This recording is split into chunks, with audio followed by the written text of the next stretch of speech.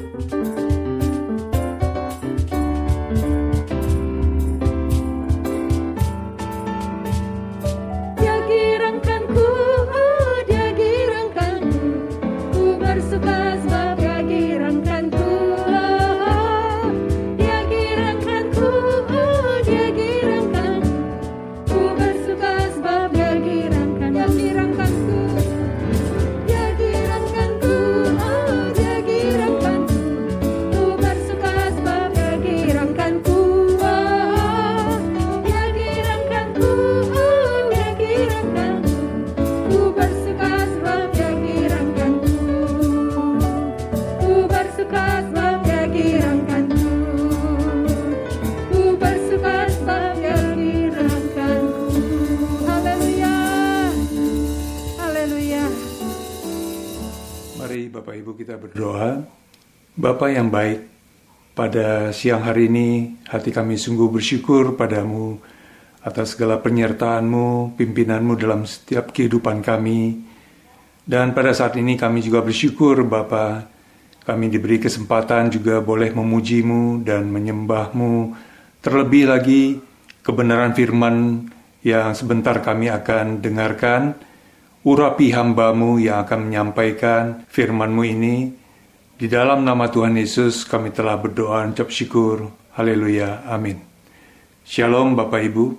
Firman Tuhan yang akan kita dengarkan pada hari ini yaitu tentang uang. Tepatnya adalah bagaimana kita bijak menggunakan uang. Bapak Ibu, zaman sekarang ini umumnya banyak orang yang hidup bukan hanya untuk memenuhi kebutuhan pokok saja, tetapi lebih tergiur dan menginginkan barang-barang yang mewah, Ya, tujuannya hanya untuk memperlihatkan harga diri atau gengsinya. Nah, tidak jarang untuk memuaskan keinginannya tersebut, mereka memaksakan diri tanpa mempertimbangkan berapa besar penghasilannya. Sehingga apa yang terjadi? Tentunya lebih besar pengeluaran-pengeluarannya daripada penghasilannya. Pagi hari ini, kita mau juga belajar bagaimana supaya kita bijak menggunakan uang dan juga bagaimana seharusnya sikap perilaku kita terhadap uang tersebut. Seperti dikatakan dalam Ibrani 13 ayat 5, janganlah kamu menjadi hamba uang dan cukupkanlah dirimu dengan apa yang ada padamu. Karena Allah telah berfirman, aku sekali-kali tidak akan membiarkan engkau. Bapak Ibu, uang itu adalah penting ya. Uang adalah sarana bagi kita untuk memenuhi kehidupan kita. Ya, misalnya untuk membeli makanan, pakaian, ataupun membeli rumah dan sebagainya. Nah, banyak orang berpikir jika memiliki uang banyak, hidup mereka itu akan terjamin, hidup mereka akan bahagia. Pada kenyataannya, ada begitu banyak orang yang hidup berlimpah uangnya, namun mereka tetap hidup di dalam kekhawatiran, dan bahkan di antara mereka ada yang mati dengan cara yang mengenaskan. Karena apa? Karena kecanduan narkoba, obat-obatan. Mengapa? Karena mereka bingung uangnya mau dipakai untuk apa lagi. Sehingga mereka sudah terperangkap melakukan hal-hal yang jahat, hal-hal yang tidak berkenan di hadapan Tuhan. Nah, firman Tuhan di atas sudah mengingatkan kita supaya jangan menjadi hamba uang. Nah, artinya jangan kita mau diperbudak oleh uang atau memberi diri untuk mencintai uang. Kecintaan pada uang bisa membuat kita melakukan berbagai hal kejahatan. Manusia yang menghambakan diri pada uang adalah manusia yang serakah. Nah, sikap serakah ini sama juga dengan menyembahan berhala, ya. Karena semua itu adalah keinginan-keinginan duniawi. Paulus pun telah mengingatkan kita akan bahayanya cinta uang. Karena lebih mementingkan kebutuhan-kebutuhan jasmani. Nah, sehingga akan menjauhkan hubungan kita dengan Tuhan. Ya. Bapak Ibu, ketika kita menjadi hamba uang, maka akibatnya kita akan menghalalkan segala cara untuk bagaimana kita bisa mendapatkan uangnya. Nah, oleh sebab itu dikatakan tadi, cukupkanlah dirimu dengan apa yang ada padamu. Nah, ini merupakan suatu sikap mensyukuri dan menghargai setiap pemberian dari Allah. Nah, sama seperti di dalam doa Bapa kami yang Tuhan Yesus juga sudah ajarkan pada kita, berikanlah kami pada hari ini makanan secukupnya. Nah, begitulah seharusnya sikap hidup kita sebagai orang percaya. Sebab bersama di dalam Dia, kita tidak pernah akan mengalami kekurangan. Amin. Pengertian cukup di sini berarti juga kita harus pandai mengelola keuangan kita serta bijak menggunakannya dengan tidak ambisi dan serakah demi kepuasan diri sendiri. Nah, firman Tuhan tidak mengatakan memiliki uang banyak itu salah atau menjadi kaya itu salah. Nah, masalahnya bukan dengan jumlah uangnya, tetapi adalah sikap hati kita terhadap apa yang kita miliki. Jangan biarkan uang itu yang mengatur hidup kita. Jadi kita harus hati-hati ya, Bapak Ibu, dengan segala keinginan-keinginan kita. Keinginan yang tidak dapat dikendalikan sehingga bisa menjadi pencuri, penipu, dan sebagainya. Jadi kita harus mengendalikan keinginan mata kita dengan belajar bagaimana mencukupkan diri kita sesuai dengan penghasilan kita sendiri. Bapak Ibu, apalagi dunia saat ini begitu banyak tawaran-tawaran ya. Hal-hal yang menarik melalui e-commerce Ya, ditambah lagi dengan sistem pembayarannya, kita bisa mencicil, diberikan juga keringanan 0%, tidak dengan bunga 0%. Bahkan kita juga bisa pinjam uang dengan mudah sekali melalui online atau dikenal dengan pinjol, ya, pinjaman online. Nah, siapa yang nggak tertarik? Pada akhirnya kita semuanya akan terpikat, kita mulai kehilangan kontrol dengan melakukan korupsi atau dengan cara memakai uang perusahaan yang dititipkan pada kita secara diam-diam. Sehingga pada akhirnya kita sudah terjerat semakin dalam dan pada akhirnya kita sudah nggak sanggup lagi untuk mengembalikan uang tersebut. Ya. Yang pada akhirnya kita harus berurusan dengan hukum. Nah, sebagaimana dikatakan juga dalam 1 Timotius 6 dari ayat 6 sampai 10, ya kita akan baca ayat 6. Memang ibadah itu kalau disertai rasa cukup memberikan keuntungan yang besar, sebab kita tidak membawa sesuatu apa ke dalam dunia dan kita pun tidak dapat membawa apa-apa keluar. Asal ada makanan dan pakaian, cukuplah. Tetapi mereka yang ingin kaya terjatuh ke dalam pencobaan, ke dalam jerat dan ke dalam berbagai-bagai nafsu yang hampa dan mencelakakan, yang menenggelamkan manusia ke dalam keruntuhan dan kebinasaan. Karena akar segala kejahatan ialah cinta uang. Sebab oleh memburu uanglah beberapa orang telah menyimpang dari iman dan menyiksa dirinya dengan berbagai-bagai duka.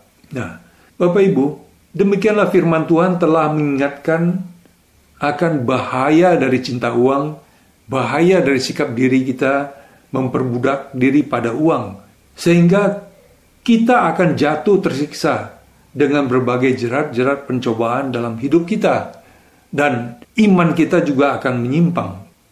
Uang memang penting, tetapi bukanlah segala-galanya.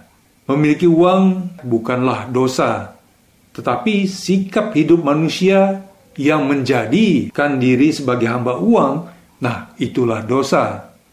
Uang bukan untuk dicintai, tetapi Tuhanlah yang harus kita cintai dengan segenap hati kita. Bahkan kita perlu belajar bagaimana kita bisa mencintai Tuhan dengan harta, dengan uang yang kita miliki, sebagai sarana untuk memberikan yang terbaik bagi pekerjaan Tuhan. Ya, misalnya kita membantu pekerjaan misi yang ada di daerah-daerah pedalaman misalnya. Ya.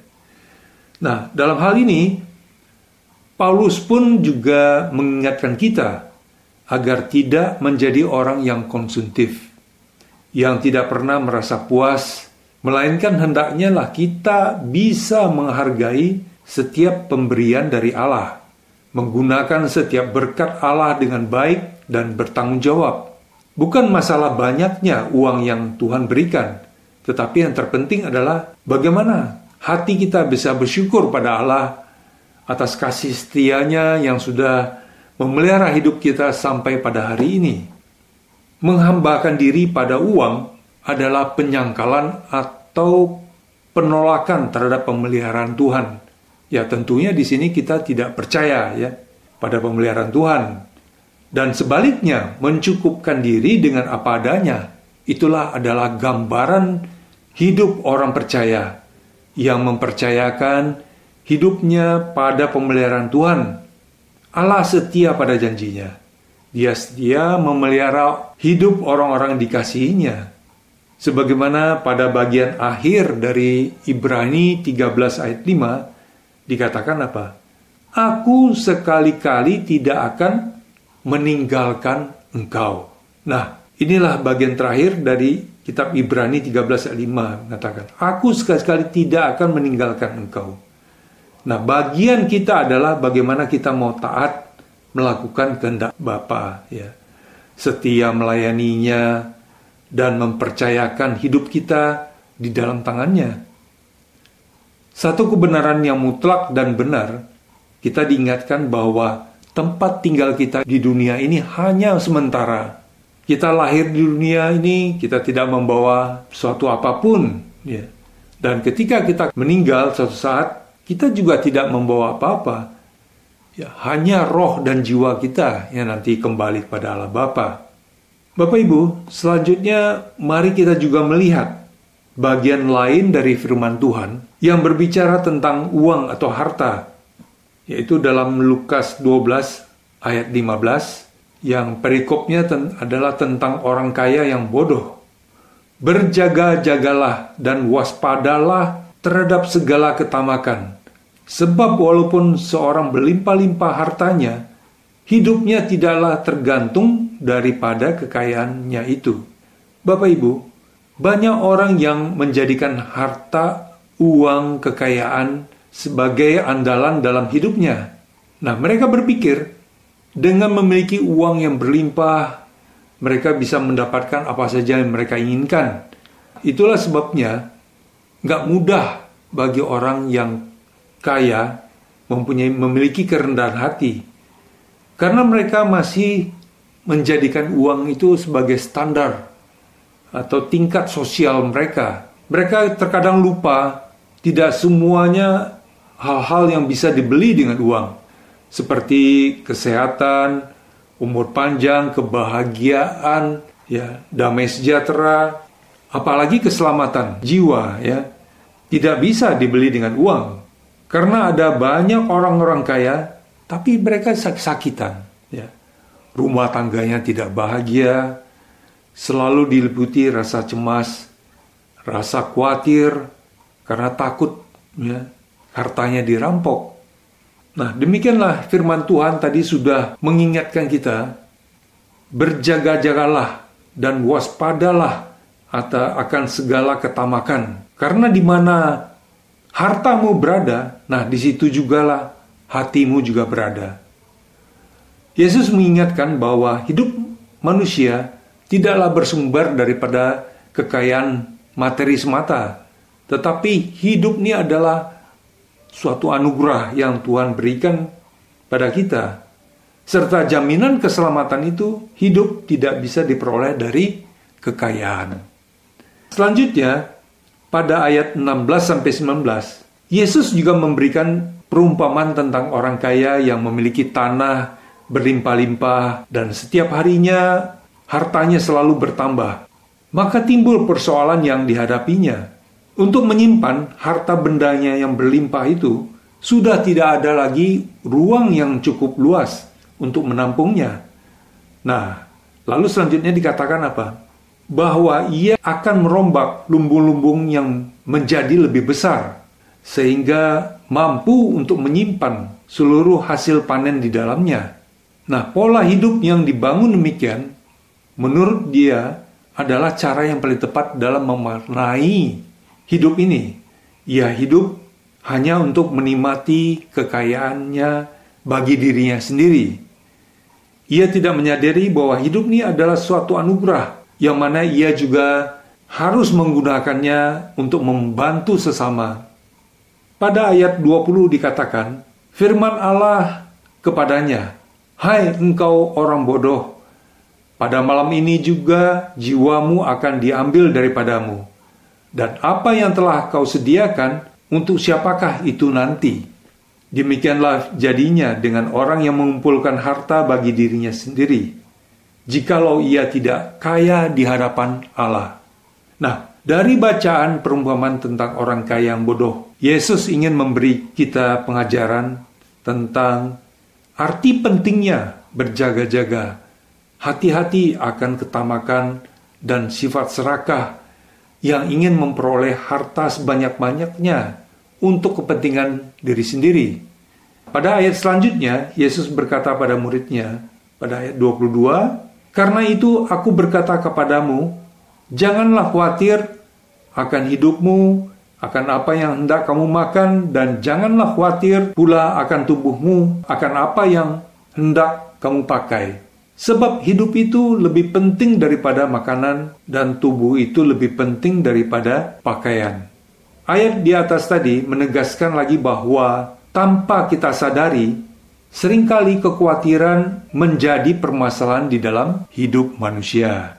Nah, firman Tuhan menekankan bahwa orang percaya harus mulai belajar untuk memandang hal-hal yang lebih penting dalam kehidupannya. Kita dapat hidup bukan hanya dari kecukupan akan makanan dan pakaian saja, tetapi lebih daripada itu, yang Tuhan inginkan yaitu apa? Kehidupan rohani kita, persekutuan yang lebih dekat dengan Tuhan. Nah, itulah yang diinginkan Tuhan, ya. Nah, selanjutnya pada ayat 28 dikatakan, "Jadi jika rumput di ladang yang hari ini ada dan besok dibuang ke dalam api, demikianlah didandani Allah. Terlebih kamu, hai orang yang kurang percaya." Kemudian pada ayat 30 dikatakan, "Semua itu dicari bangsa-bangsa di dunia yang tidak mengenal Allah. Akan tetapi Bapamu tahu bahwa kamu memang memerlukan semuanya itu." Seringkali, Bapak Ibu ya, kita mengeluh karena Allah belum mengabulkan doa-doa kita. Kadang-kadang jawaban Tuhan kok berbeda ya dengan apa yang kita mau. Tetapi firman Tuhan di atas menegur kita juga tentang berbagai macam keluhan-keluhan kita di hadapan Allah, yang sebenarnya itu adalah keinginan kita hanya untuk mementingkan, memuaskan diri sendiri.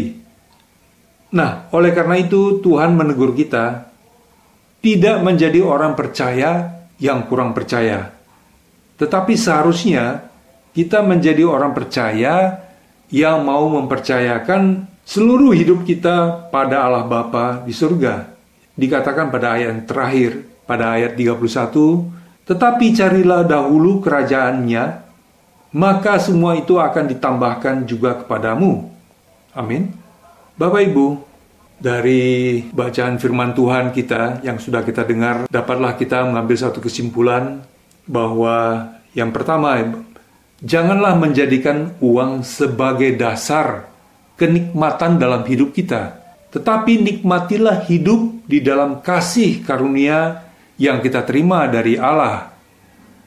Di dalam kasih karunia, Allah telah sediakan segala yang terbaik yang kita perlukan, sehingga kita boleh menikmati segala kelimpahan di dalam Kristus, di dalam pemeliharaan Tuhan, di dalam penyertaan Tuhan bagi kita. Nah, poin yang kedua, kasih karunia tidak bisa dibeli dengan uang, hanya bisa diterima melalui iman di dalam Kristus. Nah, sehingga kita dapat bersyukur pada Tuhan dan mengasihinya. Nah, poin ketiga, nikmatilah hidup ini di dalam Kristus, maka kita akan menjadi orang yang merdeka dan tidak menjadi hamba uang. Amin. Mari Bapak Ibu kita akan tutup dalam doa.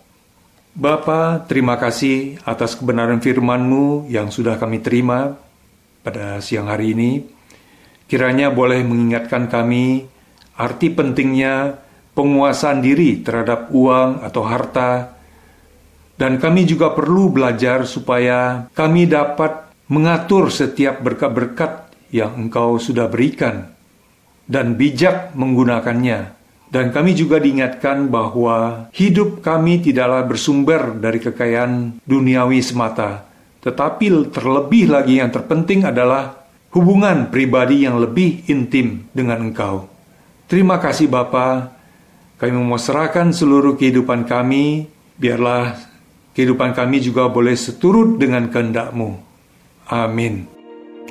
Demikianlah Bapak Ibu Saudara ibadah kita hari ini. Kami mengundang sidang jemaat untuk dapat tetap mengikuti ibadah online Gereja Isa Al-Masih Jemaat Maleer, baik melalui Radio Maestro 92,5 FM setiap hari Minggu pukul 12:15, atau melalui channel GIA Maleer di youtube.com setiap hari Minggu pukul 9.30. Bagi sidang jemaat yang membutuhkan dukungan doa, dapat mengirimkan beban doa melalui SMS ataupun WhatsApp di nomor 0821 1965 9019. Happy Sunday and God bless you.